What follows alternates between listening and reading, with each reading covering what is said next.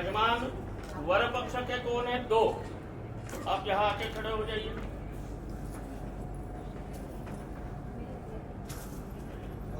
तो अलग कराइए।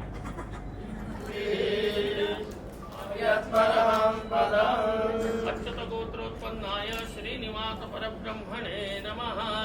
वर रूपेण पूजनार्थे पुष्पाणि समर्पयामि।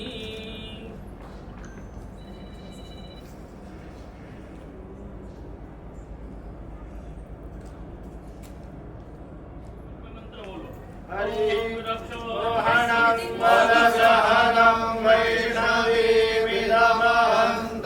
वलगमुक्तिरामिजं नेमिष्यो जममाज्ञो निजगाने नमहन्तं वलगमुक्तिरामिजं मे सजातो जम सजातो निजगाने प्रियांगिरामि रक्षो हणो वो बलगहनः प्रोक्षामि वैष्णवान् रक्षो हणो वो बलगहनो वनयामि वैष्णवान् रक्षो हणो रक्षसाम्भागसिनि रक्तगुं रक्ष इदमहग्गो रक्षोभिष्टं वनभसं मारुतं गच्छतं रक्षोहा विश्वजर्गणिरभियो निमयो हते राधविषयामति जो जान्विष्यति हरि ओपधिः प्रतिबोधवमधिः प्रसुभरिः अश्वाकिवसरित्वरिः। एक तरफ हो जाओ, दर्शन दुखता है। एक तरफ हो जाओ। गंधर्वा अगणं स्वामिन्द्र स्वां बृहस्पतिः स्वामोषधे सोमो राज। बोले वेंकटरमण गोविंद गोविंद, श्रीनिवास गोविंद गोविंद, गोविंद गोविंद गोविंद।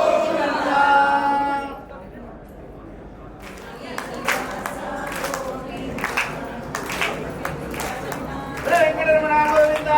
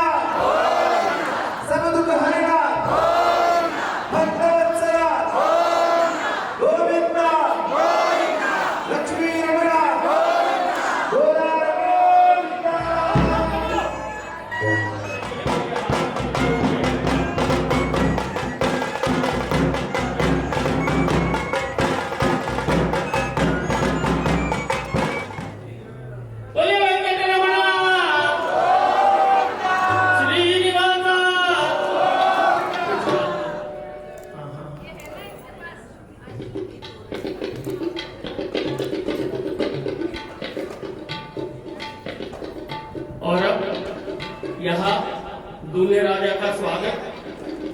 पधारे गोदाजी के गांव रंग जी दौड़ दौड़ के, पधारे गोदाजी के गांव रंग जी दौड़ दौड़ के, रंग जी दौड़ दौड़ के अपना वैकुंठ छोड़ के, रंग जी दौड़ दौड़ के अपना वैकुंठ छोड़ के, पधारे गोदाजी के गांव रंग जी दौड़ दौड़ के, पधारे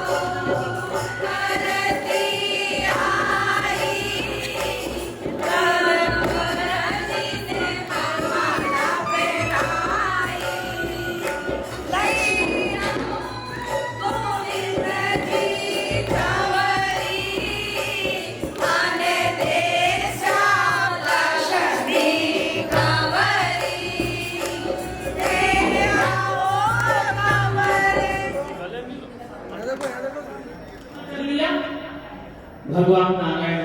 क्यों? क्योंकि शास्त्र जिस परब्रह्म की संकल्पना को वर्णन करता है वो परब्रह्म अन्य कोई नहीं, वो परब्रह्म ही नारायण है।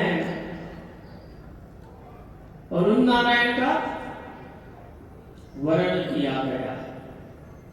हम इंदौर वासी हैं, किसी भी मंदिर में जाइए, कहीं भी धार्मिक आयोजनों में जाइए, कहीं भी महिलाओं के कीर्तन में भी जाइए, तो अनिवार्य रूप से नारायण नारायण का कीर्तन तो सारे इंदौर में होता ही रहता है। होता है कि मैंने मुझे तो कई बार आश्चर्य लगता है, हमारे मंदिरों की परंपरा है, भगवान को क्षीरान्न का भोग लगता है, भगवान को पुलियोरा माने इमली के चावल का भोग लगता है, दध्योदन का भोग लगता है। महाराज देखा देखी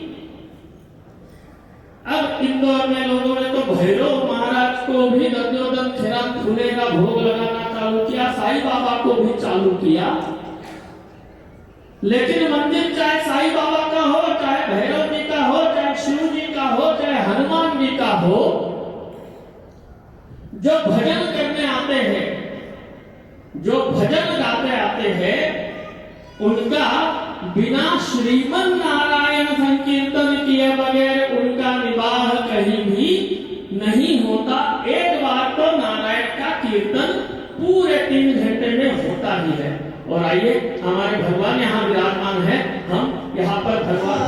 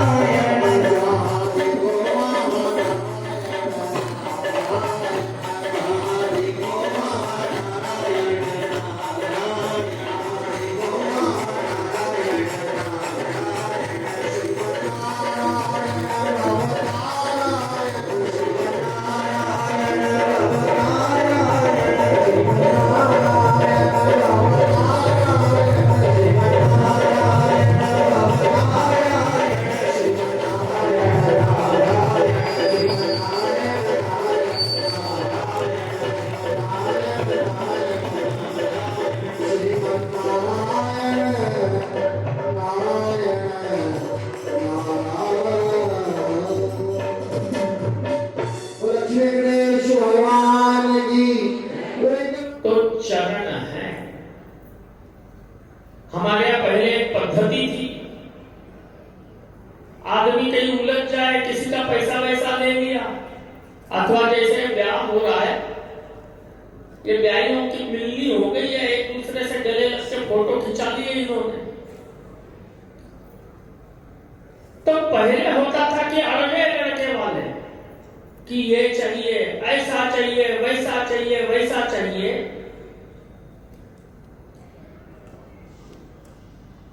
तो आदमी पूरी कोशिश करता था कि भाई आए हैं 2 दिन के लिए, हमने बारात बुलाई है, और अतिथि देवो भव, इसलिए इनके स्वागत में कोई कमी न रह जाए।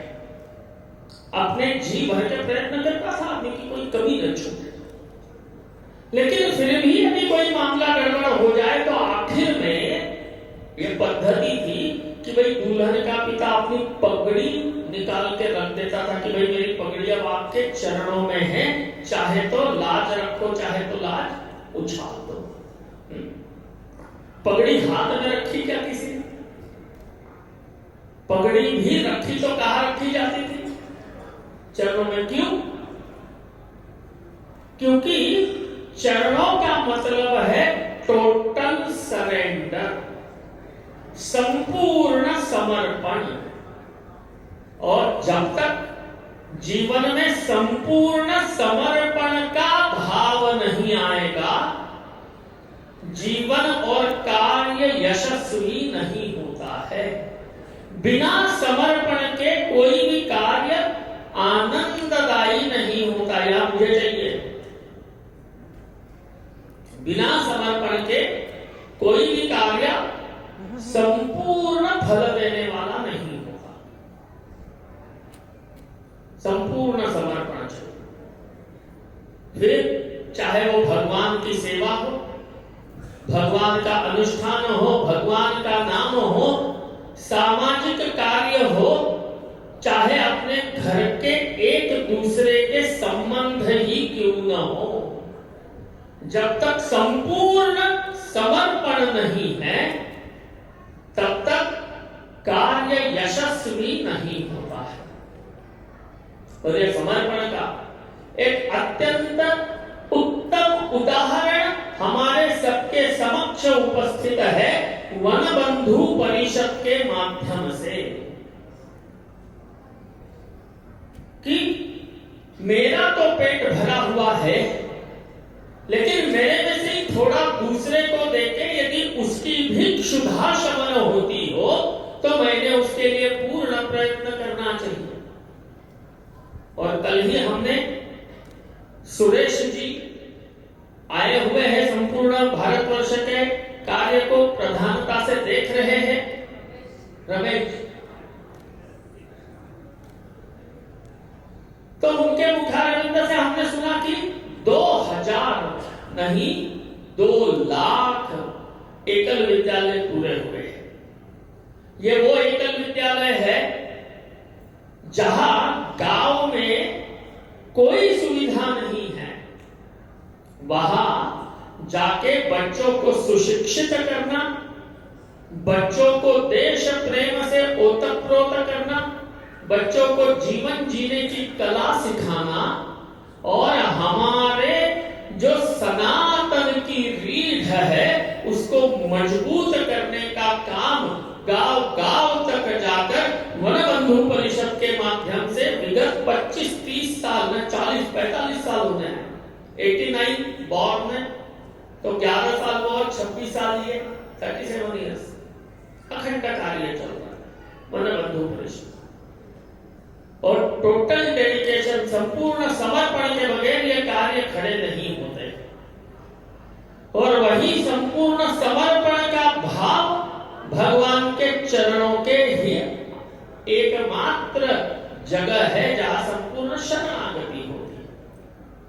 और वो मन से, वाणी से, वचन से, कर्म से, अब प्रभु मैं केवल आपके ही चरणों का शरणागत हूं, इस भाव को लेकर हमारे यजमान भी ऊपर विराजमान है और आप भी भगवान के सद्भक्त सभी नीचे विराजमान हैं। आपके सामने मैंने यजमान से पूछा कि भैया फोटो वाले इंटरेस्टेड हो तो थोड़ा सा टेढ़ा करो, लेकिन दोनों ने कहा कि नहीं, फोटो वेटो से मतलब नहीं, हमें तो भगवान का दर्शन करते रहने दीजिए। क्योंकि इतने सन्निकट बैठने का, इतने पास से श्री ठाकुर जी के दिव्य मुख कमल को निहारने का अवसर भी खाली पैसे से नहीं मिलता। कहीं भाव होगा, कहीं समर्पण होगा इस संस्था के प्रति भी और इस ठाकुर जी के प्रति भी, तभी तो इनको ये मौका मिला है, कहीं तो समर्पण है। और अब हम सभी लोग आज भगवान के इस विवाह उत्सव का संकल्प लेते हुए भगवान के विवाह उत्सव को हम यहाँ लगभग 45 मिनट में संपन्न कराने की कोशिश करेंगे। कितनी देर कहीं मेरे कितना समय लगेगा? 45 मिनट। हाँ, घंटे थोड़ी बता, 1 घंटा 45 मिनट की 2 घंटे 45 मिनट, जो लगेगा वो लगेगा। लेकिन आइए अभी हम भगवान जी के इस विवाह का संकल्प करने जा रहे हैं। संकल्प करने के लिए आपने हाथ में लिया है, जो कल थे उनको पता है संकल्प कैसे करना है। लेफ्ट हैंड पर राइट हैंड ढकना है और आपने घुटने पर रखना है। संकल्प करने के लिए भगवतो महापुरुषस्य श्री विष्णोराज्ञया प्रवर्तमानस्य अद्य ब्रह्मणो द्वितीय परार्धे श्री श्वेतवाराह कल्पे जम्बूद्वीपे वैवस्वतमन्वन्तरे अष्टाविंशतितमे कलियुगे कलिप्रथमचरणे भूर्लोके भारतवर्षे भरतखण्डे आर्यावर्तेकान्तर्गत ब्रह्मवर्तेकदेशे भारतराष्ट्रे अस्मिन् मध्यप्रदेशे मालवप्रान्तदेशे ओंकारेश्वर महाकालेश्वर ज्योतिर्लिंग मध्यस्थिते इंदूर नाम्नि महानगरे श्री लक्ष्मी वेंकटेश श्री रंगनाथ भगवान चरण कमल सन्निधौ श्री नारायण भगवान चरण कमल सन्निधौ श्री भगवती महालक्ष्मी चरण कमल सन्निधौ श्री आचार्य चरण कमल सन्निधौ प्रभवादि षष्टि संवत्सराणां मध्ये त्रयाशीत्यधिकद्विसहस्रमे क्रमाब्धे रौद्र नाम्नि संवत्सरे उत्तरायणे उत्तरगोले ग्रीष्म ऋतु मासानां मासोत्तमे पुण्य पवित्र पुरुषोत्तम अधिक ज्येष्ठ मासे शुभे कृष्ण पक्षे अद्य सप्तम्यां शुभ पुण्य तिथौ भानुवासरान्वितायां धनिष्ठा दिवस नक्षत्रे वैधृति नाम योगे विष्टि नाम करणे भव नाम करणे कुंभ राशि स्थिते चंद्रे वृषभ राशि स्थिते श्री सूर्ये कर्क राशि स्थिते श्री देवराज गुरु बृहस्पति शेषे शुक्रहेषु यथा यथं राशि स्थानस्थलेषु सत्सु एवं ग्रह मंगल विशेषेण विशिष्टायां शुभ पुण्यतिथौ ममात्मनः अमुक गोत्रोत्पन्नो हम। अपना अपना गोत्र बोले, किसी को गोत्र स्मरण नहीं तो कश्यप गोत्र बोले। अमुक नामो हम, अपना अपना नाम बोले, सब बोलेंगे भगवत, आवाज तो आने दो, रामानुज दासो हम, महिला बोलेगी दासी अहम, सपुत्रो हम, सकन्यको हम, सपरिवारो हम, अद्य वनबंधु परिषद महिला संगठने इंदौर महानगरे भंडारी है ना, भंडारी रिसोर्ट मध्ये प्रचलित श्री लक्ष्मी नारायण विवाह उत्सव कर्मणि विश्वक्सेन पूजन पूर्वकम वर पूजनम कन्यादान संकल्पः होमंच अहम करिष्ये। ओम यजाग्रतो दूरमुदैर्दैवन्दो सुप्तसिगतथैवैदे दूरङ्गमञ्ज्योतिघान् ज्योतिरेकन्दन्मे मनः शिवसङ्कल्पमस्तु। और अब यहाँ पर यजमान विश्वक्सेन पूजन कलश पूजन यहाँ पर पूजन करेंगे। और तब तक एक सुंदर भजन के माध्यम से हम भगवान जी का जो सुंदर श्रृंगार किया हुआ है, भगवान जी का जो सुंदर श्रृंगार किया हुआ है उसका वर्णन सुनेंगे।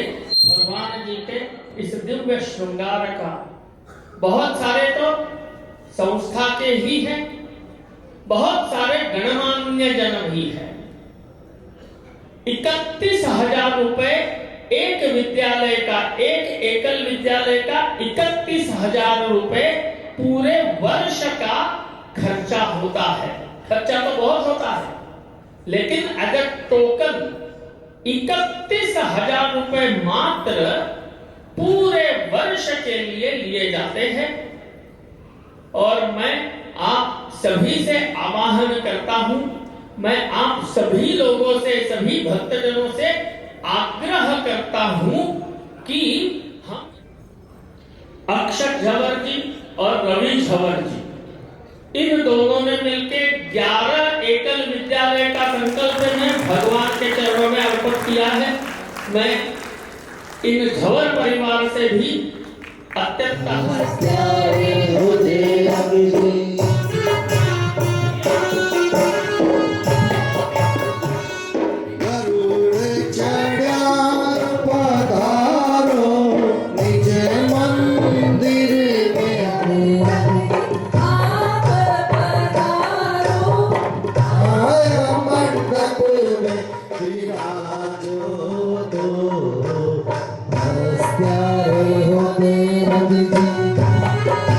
स्वीकारो तो शरणागत्याने स्वीकारो तो उस घास जैसा होता है जो बड़ा ही लचीला है। हमारा धर्म कैसा है? बड़ा ही लचीला है। हमारे इसमें आड़ियलपन नहीं है। हो जाए बहुत अच्छा करो, नहीं हो इतना ही करो, वो नहीं हो इतना ही करो, ऐसे करते करते हमने तो सारा ही छोड़ दिया। जब भगवान की नित्य पूजा करने वाले लोग हैं कि घर में ठाकुर जी विराजमान हैं और हम हमारे ठाकुर जी की रोज पूजा करते हैं, ऐसे भी तो लोग बैठे होंगे कि नहीं यहाँ? तो इनके बाप दादाओं के समय तो राजभोग भगवान को लगता था कि जो रसोई घर में बनी वो थाली में परोस के भगवान को जिमाते थे। और अब धीरे धीरे क्या हो गया, हम मॉडर्न बने, समय बदलता गया और बच्चों के चलते चलते चलते प्याज लहसुन न खाने वाले दादा दादी रह गए और बेटा बहू पोता पोती प्याज लहसुन खाने लगे। हो गया कि नहीं हो गया? घरों में हुआ कि नहीं? हो गया। और फिर भोग की क्या स्थिति होगी? लोग भाजी में माने सब्जी में चाहे दाल में प्याज लहसुन डला है तो उसका भोग लगाते हो क्या भगवान को? नहीं लगाते। और फिर क्या हुआ? क्या रोज माथा फोड़ी घर में कौन करे? रोज कटकट कौन करे? रोज लड़ाई झगड़े कौन मोल ले? भाई भगवान का राजभोग बंद हो गया। और मेरे जैसे ही किसी बाबा जी से पूछा कि क्या करें, तो बाबा जी ने भी बता दिया कि देखो भैया भगवान को अन्न का भोग लगना चाहिए, तो एक काम करो आटे के लड्डू बना के रखो, बढ़िया मेवा डालो, आटे के लड्डू का भोग लगाओ तो भगवान को अन्न का भोग लग गया। जुगाड़ निकाल लिया। हमारा धर्म इतना फ्लेक्सिबल है कि नहीं राजभोग तो कोई बात नहीं, आटे का लड्डू भोग चल जाए। और अब तो हमारे परिवार भी कैसे हो गए, हम दो और हमारे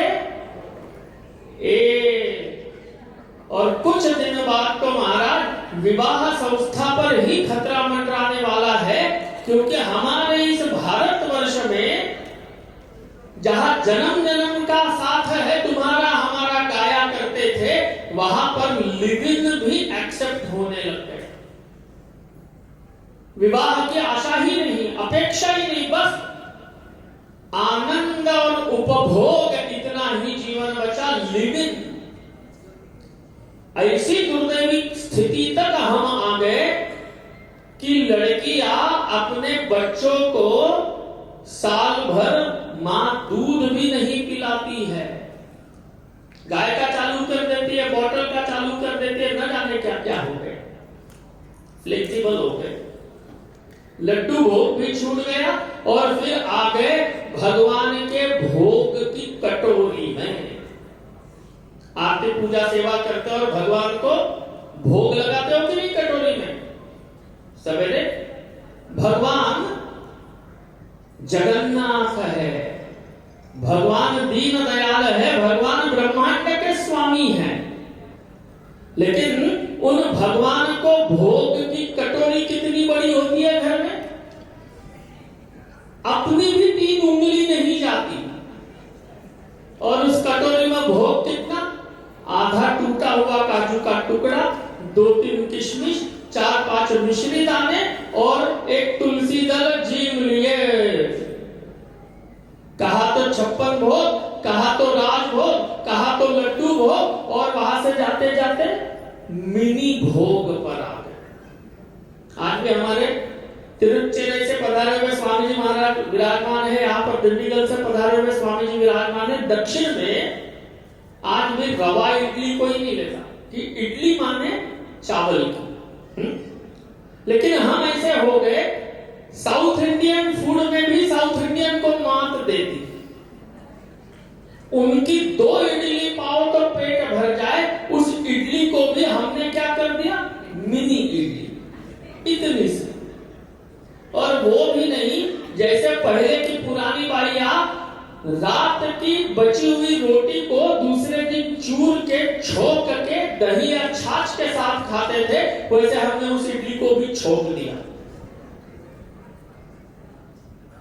जो परंपराएं हैं उनसे हमने खिलवाड़ शुरू किया, और धर्म लचीला होने का लाभ ले तब तक तो स्वीकार है, लेकिन जहां अनुचित लाभ लेने की कोशिश करो वहां धर्म 2 धार वाली तलवार जैसा है।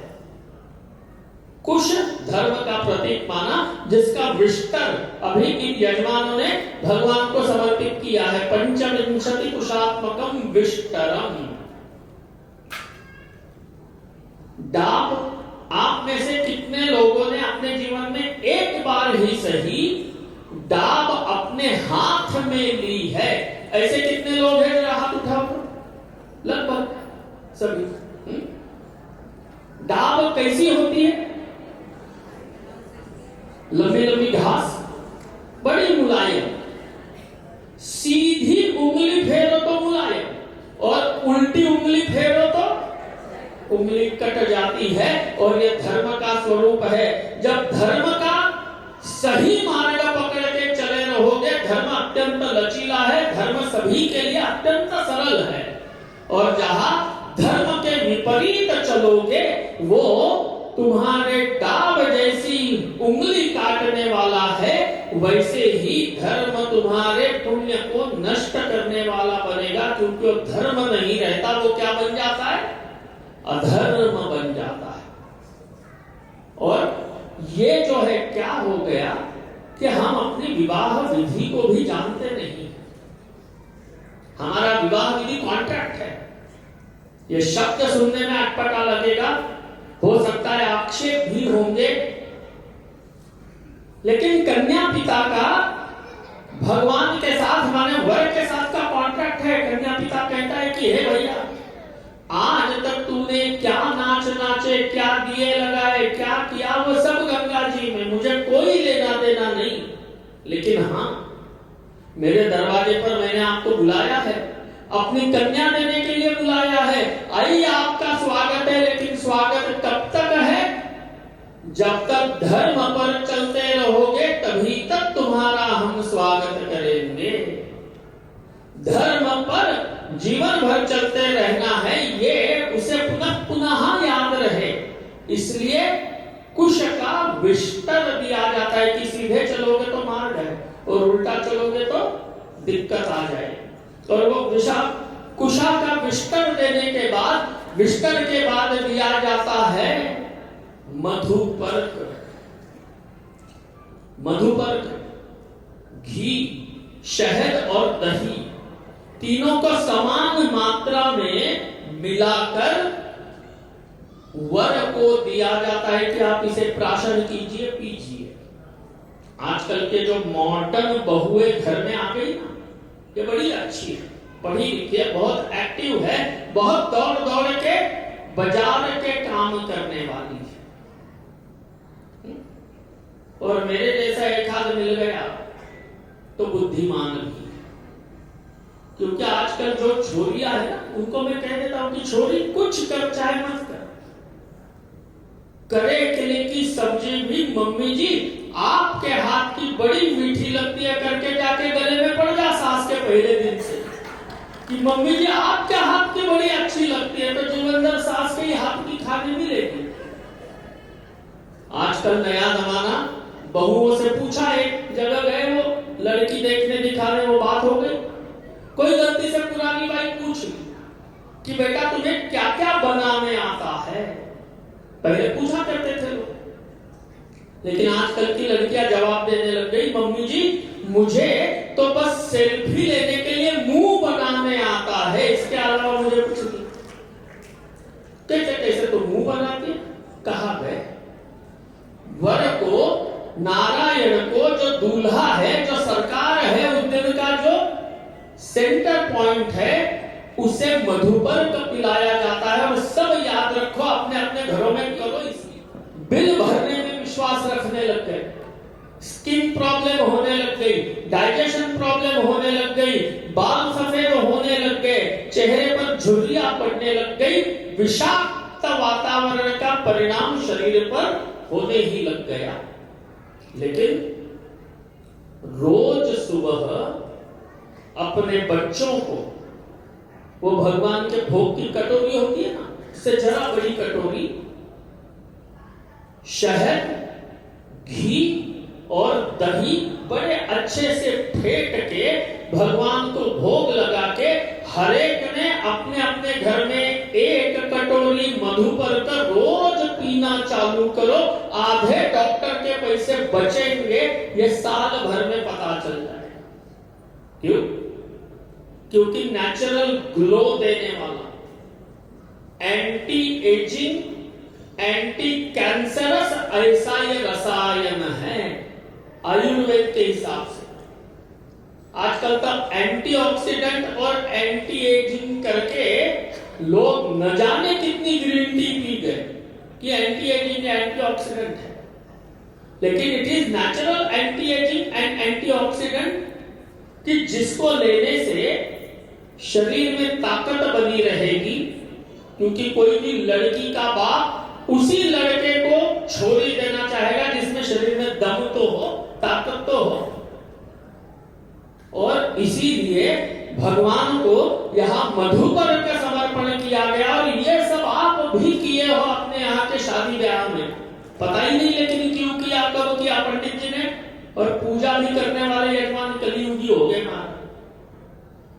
आजकल लोग ऐसे बैठते हैं कि हाँ पंडित जी माला आगे करो, हम हाथ लगा के उपकार करेंगे, माला भी तू ही पहनाओ, भोग भी तुम ही लगाओ, हम तो बैठे कुर्सी। शादी ब्याह में देखना मधुपर्क का भोग लगाया गया, जो रोज भगवान को लगाया जाता है सुबह, और सबको अपने घर में इसे रोज ग्रहण करना चाहिए, सभी को।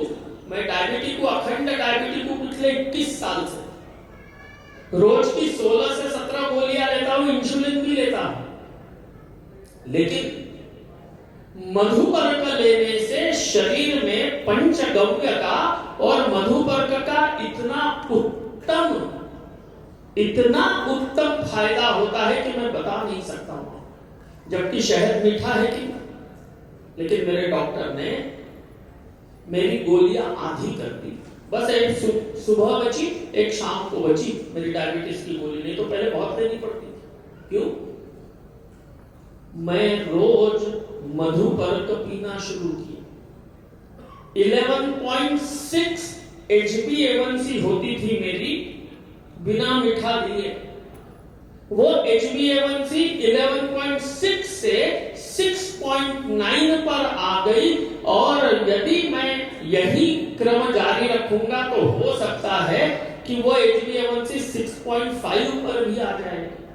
लेकिन इसके लिए खूब गहरा चिंतन किया, खूब विद्वानों की राय ली, और तब जाके मधुपर्क इसकी उत्तम औषधि बनी, जो हमारे यहाँ पर भगवान को समर्पण की गई। गोदान किया जाता है कि जो कन्या हम दे रहे हैं उसका वर पुष्ट बना रहे, इसलिए गाय का दूध पीना चाहिए। लेकिन आजकल लोगों ने चाय भी काली पीना चालू कर दी, दूध, दही, घी से हाथ जोड़ लिए। आजकल की नई बहुएं घी और मीठे से तो ऐसा परहेज करने लग गई महाराज कि जैसे विष हो। पहले किसी जमाने में अच्छे घर का बड़ा खर्चा रसोई का होता था। आए दिन नमकीन मीठे बनते रहते थे, आए दिन केसर डलती रहती थी, पांचों उंगलियां घी में, ये केवल बोला नहीं जाता था, जीवन में भी रोज होता था। लेकिन आजकल घी भी गया, मीठा भी गया, और लोगों ने जीवन जीने का ऐसा तरीका ढूंढ निकाला महाराज कि जिसमें शरीर को, सूक्ष्म शरीर को ताकत देने वाली चीजें हमने छोड़ दी। जो कॉन्फिडेंस लेवल है, आज भी आप जानते हो कि घर की दादी 65-70 साल की हो गई, लेकिन जिस दिन काम करने के लिए कमर कस के खड़ी हो जाती है ना, आज भी 25 लोगों की रसोई बना के जिमाने की ताकत रखती है कि नहीं रखती? रखती है। और आज घर में 4 मेहमान आने हो तो बहू कहती है कि मम्मी जी शाम का डिनर होटल में करेंगे, घर में बनाएगा कौन, बर्तन उठाएगा कौन, फैलाना समेटेगा कौन। और ये केवल मेरे बोलने की बात नहीं, हर एक के घर में होने वाला ये नित्य का व्यवहार हुआ कि नहीं हुआ, कि कोई भी मेहमान आए कि चलो डिनर करना, घर के टंटे ही खत्म। और फिर न जाने कितने दिनों से वहां पर पेस्ट करके पड़ा हुआ फ्रिज का निकाल के गर्म करके हमको खिला दिया, और हमने भी लाखों रुपए बर्बाद कर दिए उसी को खाने में। उससे तो अच्छा है कि जो भी मेहमान आए घर में ताजा बनाओ, एक ही दाल बनाओ, एक ही सब्जी बनाओ, खूब प्रेम से जिमाओ, और पैसे बच जाए तो हमारे एकल विद्यालय के लिए हर साल दान करना प्रारंभ करो। मधुपर्क रोज सबने ग्रहण करना, इतना भी ग्रहण करो ना तो ये विवाह सार्थक है। परमात्मा से जीवात्मा का मिलन, यहाँ मधुपर्क अर्पण कर दिया गया, गोदान किया गया कि उस दूल्हे को पीने के लिए दूध मिले, घी मिले, दही मिले, गोदान किया है। और मोड़ भगवान को और भगवती जी के दिव्य मुकुट में मोड़ बांधे गए हैं। गैया लाई है, गोदान का संकल्प कर रहे हैं। ओम विष्णु विष्णु विष्णु ओम श्रीमद् भगवतो महापुरुष रामे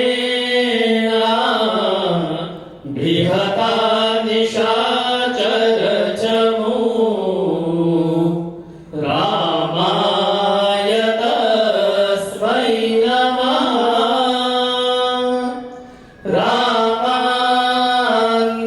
रामान्नास्ति परायणं परतरं रामस्य दासोऽस्म्यहम्। रामे चित्तलयः सदा भवतु मे, कुर्यात् सदा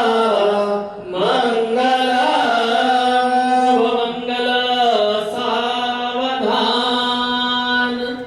कस्तूरी तिलकं ललाटपटले,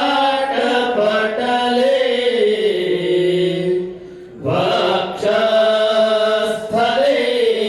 कौस्तुभम्, दासाग्रे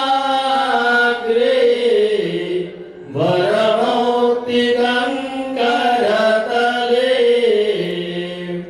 वेणोः करे कङ्कणम्, सर्वाङ्गे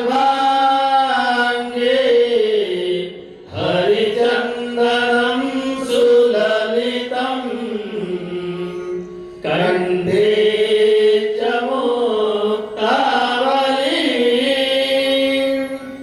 गोपास्त्री परिवेष्टितो विजयते, कुर्यात् सदा मङ्गलाध्वनयोर्मङ्गलमास्ताम्। ईशानां जगतोऽस्य वेङ्कटपते, विष्णोः प्रिया प्रेयसी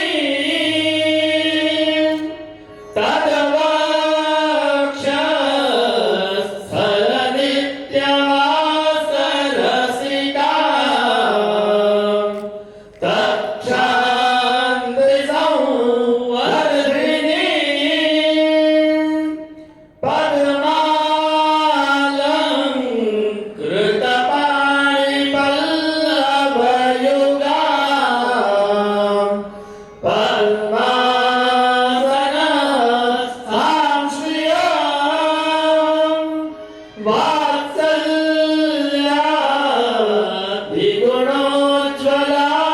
भगवतीं कुर्यात् सदा मंगलमय भगवान की जय। भगवती लक्ष्मी महारानी की जय। श्रीनिवास। और अगल बगल में आप केवल फोटो ले लो, सबको सीमा। ये फोटो जितने लोग आए हैं उन सबको फॉरवर्ड कर देना।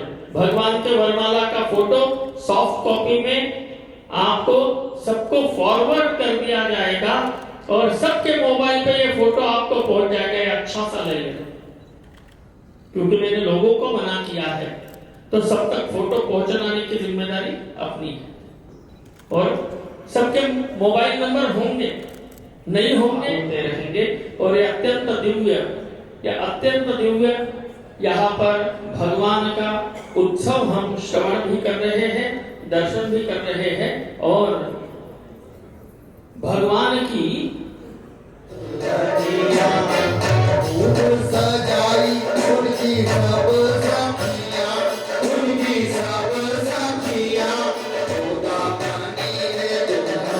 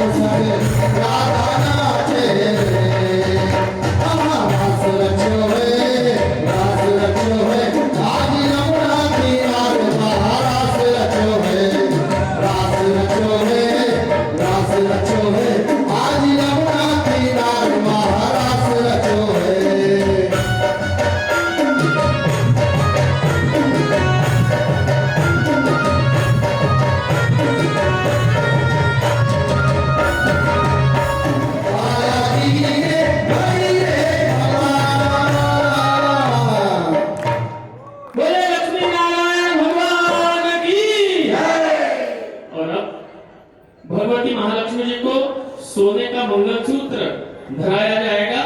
सुवर्ण का मंगलसूत्र दोनों यजमानों का स्पर्श करा के दोनों यजमानों को स्पर्श कराइए। श्रीनिवास गोविंदा, पद्मारमण गोविंदा, गोविंदा गोविंदा। और भगवती महालक्ष्मी जी के वक्षस्थल में मंगलसूत्र धारण कराया गया है कि महालक्ष्मी जी को भगवान के हस्त कमल का स्पर्श करके सिंदूर धारण कराया जा रहा है। ओम सिंधूरेव प्रध्वदेतु घनातो वात प्रमिया पतयन्ति यस्माः घृतस्य धारा अरुखो नभ्वाधिकत्।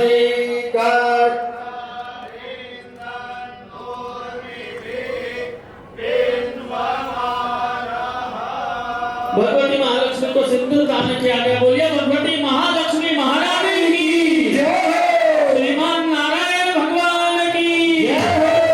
और महाराज अब तो युगल सरकार दोनों दूल्हा और दुल्हन के रूप में हम सबको दर्शन दे रहे हैं। यहाँ पर कन्यादान के निमित्त ये अनेक दिव्य सामग्री यहाँ लाई गई है। हमारे दोनों यजमान कन्यादान का संकल्प करेंगे और पायल बिछिया और अनेक अलंकार वस्त्र आदि भगवान को कन्यादान में समर्पित करेंगे।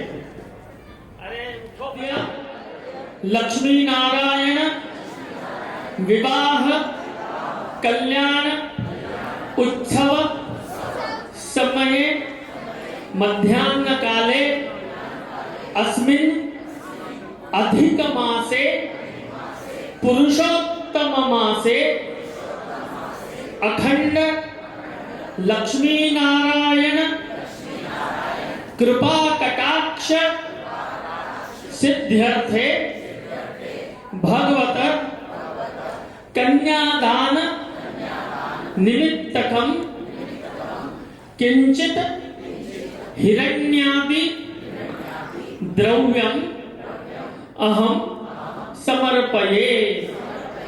आभूषणानि वस्त्राणि नाना खाद्य पदार्थानि च अहम समर्पये।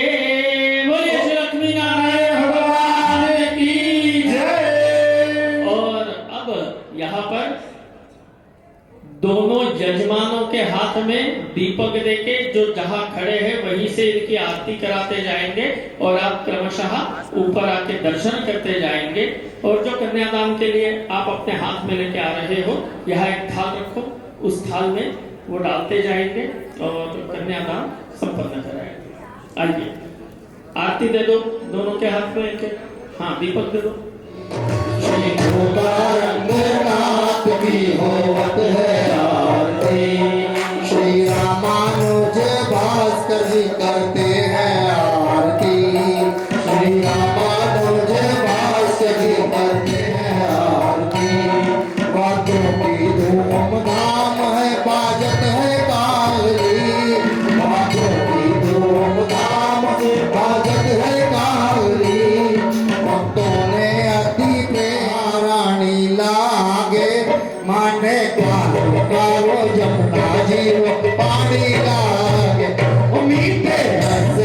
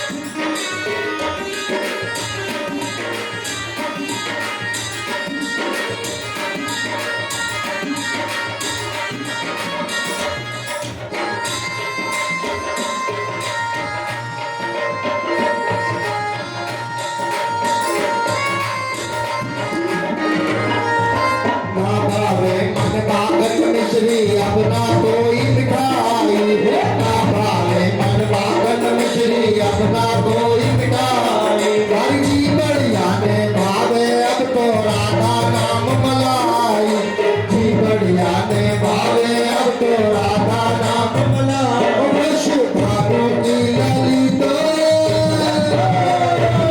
वृष भानु की ललित गुड़ धानी लागे मन कारो कारो जमुना जी रो पानी लागे से बड़ी राधा रानी लागे महारानी लागे मन कारो कारो जमुना जी रो पानी लागे मन कारो कारो जमुना जी रो पानी लागे मन कारो कारो जमुना जी रो पानी लागे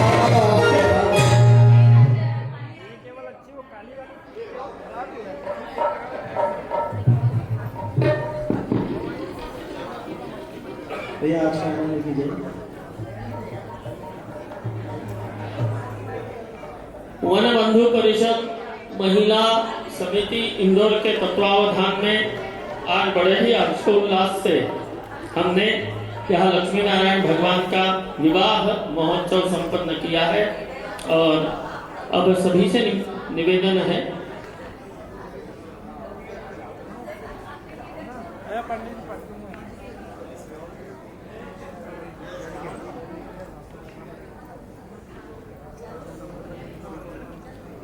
मैं आभारी हूँ मौनवासी महिला परिषद का आदरणीय गुरुचरण का बहुत बहुत आभारी हूँ कि मुझे सेवा का अवसर मिलता है। और आइए सिर्फ अंतिम पंक्तियां मैं हर बार दोहराता हूँ 4 लाइनें गुरुचरण और भगवान के चरणों में निवेदन करें कि मिले जो तुमसे ए मेरे भगवान।